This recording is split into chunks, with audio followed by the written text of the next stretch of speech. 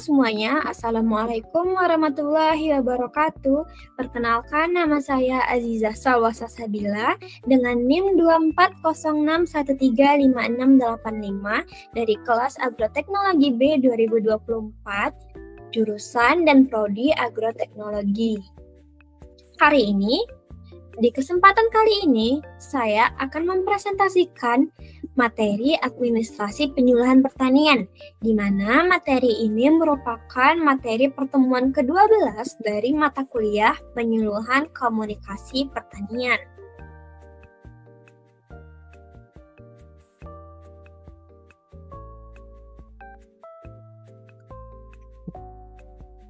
Kita mulai dari pengertian terlebih dahulu. Menurut Valiski, administrasi itu pada dasarnya adalah fungsi manajemen yang tugasnya merencanakan, melaksanakan, mengorganisasi, dan mengawasi. Di sisi lain, penyuluhan pertanian adalah pendidikan non-formal untuk memberdayakan petani agar mereka mandiri dalam mengambil keputusan usaha tani. Jadi, administrasi penyuluhan pertanian adalah proses pengaturan dan penataan kerjasama supaya fungsi edukatif atau pendidikan kepada petani tersebut bisa berjalan dengan optimal.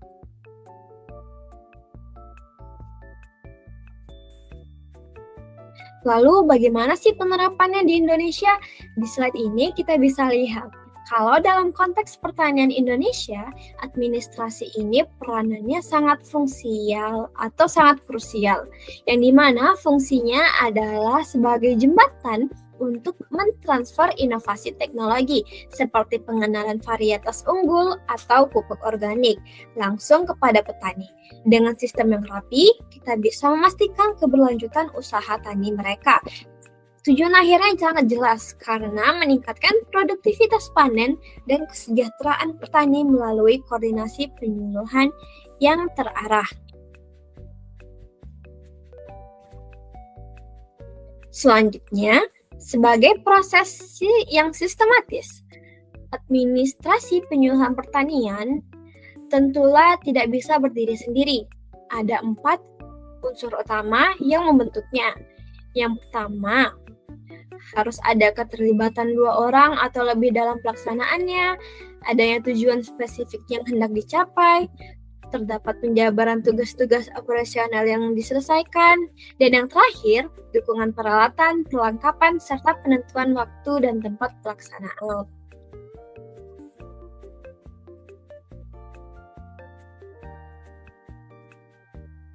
Sekarang kita masuk ke bagian fungsi utamanya. Kan di sini fungsi utamanya itu ada 5, yaitu personalia, fasilitas, keuangan, pelaporan, dan evaluasi, dan yang terakhir yaitu hubungan dengan lembaga yang terkait. Tujuannya ini sebenarnya apa sih? Tujuannya adalah untuk memastikan kegiatan penyuluhan pertanian di lapangan berjalan lancar dan terukur. Selain itu, administrasi yang baik akan meningkatkan efisiensi kerja penyuluh dan partisipasi petani, yang juga menjadi dasar dari evaluasi kinerja, yang indikator keberhasilannya bisa dilihat dari tersusunnya rencana kerja tahunan.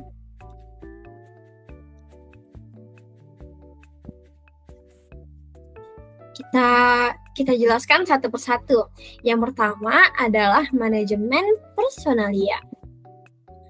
Untuk memastikan kelancaran di lapangan, kita butuh aturan kualifikasi, penempatan, dan perilaku staf yang jelas. Staf juga harus diberi ruang untuk terlibat dalam pengambilan keputusan agar mereka bisa memberikan kontribusi yang maksimal.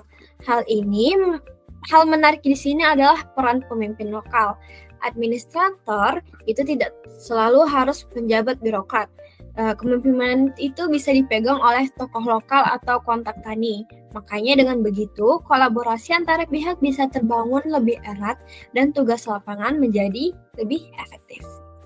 Lalu yang kedua yaitu ada fungsi administrasi dan juga fasilitas dan pengelolaan keuangan. Fungsi kedua dan ketiga ini berkaitan dengan fasilitas dan uang. Di slide ini ditegaskan bahwa untuk operasional skala kecil, prioritas utama sarana bukanlah membangun kantor penyuluhan yang megah, melainkan menyediakan sarana mobilitas yang memadai untuk penyuluh. Mobilitas tinggi berarti teknologi lebih cepat sampai ke lapangan.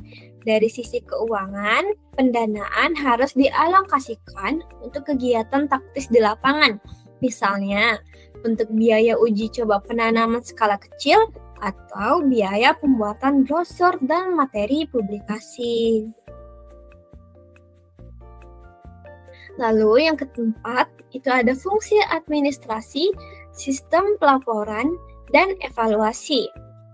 Di slide ini, kita membahas sistem pelaporan. Salah satu masalah di lapangan adalah sistem pelaporan yang rumit, sehingga waktu penyuluh petani habis untuk mengurus kertas kerja dan menghambat edukasi petani. Solusinya, kita harus merancang sistem pelaporan yang sederhana namun efektif. Fokusnya cukup pada dokumen utama, seperti Rencana Kerja Penyuluhan Pertanian atau RKPP, penjadwalan yang terstruktur, dan juga update perkembangan dari lapangan saja. Yang kelima, fungsi administrasi, sinergi, dan hubungan kelembagaan.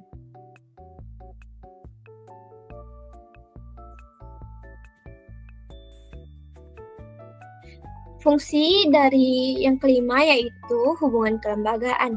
Tujuan utamanya adalah memperkuat posisi lembaga penyuluhan sebagai mediator atau perantara teknologi.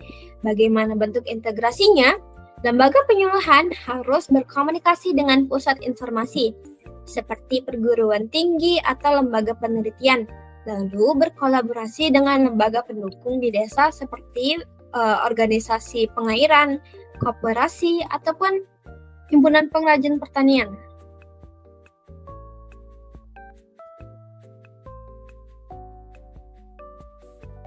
Slide selanjutnya ini cakupan dan proses administrasi. Slide ini merangkum cakupan dan proses manajemen dari awal hingga akhir. Cakupannya itu meliputi sumber daya manusia seperti penyuluh dan petani, perlengkapan, keuangan, pelaporan, dan hubungan lembaga seperti kelompok tani. Prosesnya dimulai dari perencanaan seperti mencari masalah lewat PRA atau RDKK, lalu pengorganisasian seperti pembagian tugas PPL, lalu pelaksanaan seperti demonstrasi lapangan di Posludes, lalu pengawasan, supervisi jadwal, hingga evaluasi yang terakhir, yaitu melihat indikator produktivitas. Semua cakupan ini harus didukung data sumber daya alam dan sumber daya manusia di Balai Penyuluhan.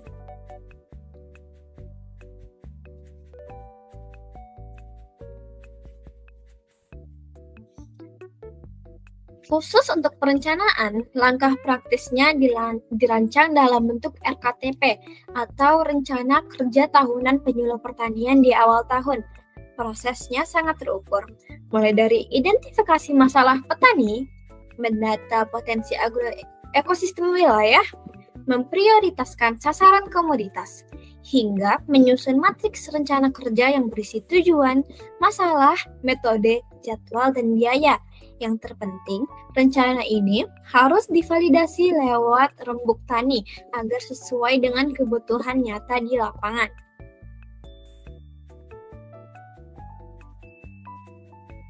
Selanjutnya, dalam tahap pelaksanaan, jadwal tugas penyuluh dan pertemuan di Posludes harus dipastikan berjalan untuk keberhasilan program.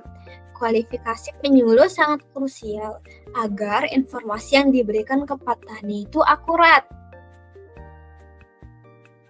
Nah, di slide ini juga ditekankan pentingnya dokumentasi seperti notulen, daftar hadir, foto kegiatan, dan juga sebagai bukti visual itu. Sebelah sini kita bisa melihat contoh format komponen RKTP yang berisi kolom tujuan, masalah, kegiatan, waktu, lokasi, dan biaya.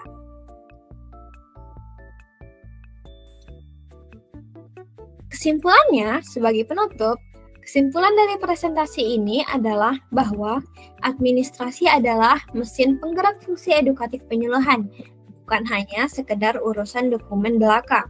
Desain administrasi yang tepat adalah mampu mengurangi kerumitan teknologi sehingga petani mudah menerimanya dengan menggunakan instrumen pengumpulan data seperti PRA dan penyusunan RKTP. Kita memastikan bahwa setiap langkah edukasi memiliki landasan yang kuat demi mencapai tujuan utama, yaitu kemandirian petani.